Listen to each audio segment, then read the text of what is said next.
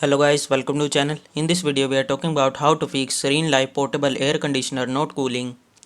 To fix your Serenelife Portable Air Conditioner not cooling, you have to follow some steps. First of all, you have to check power supply. For that you have to ensure the unit is properly plugged in and that the outlet is functioning. After that you have to reset the circuit breaker if necessary. Then you have to set temperature and mode correctly. Ensure the air conditioner is set to the cooling mode and the temperature is set to lower than the room temperature.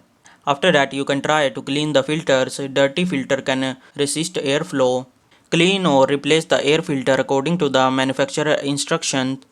Then you have to check for refrigerant leaks. Low refrigerant level can cause cooling issue. Look for signs of refrigerant leak and contact a professional technician if a leak is suspected. Then you have to inspect the condenser coils.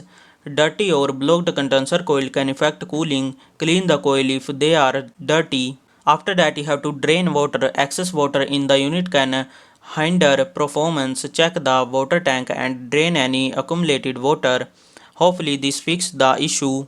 Hopefully this video help you to fix the Serenelife Portable Air Conditioner not cooling. Thanks for watching.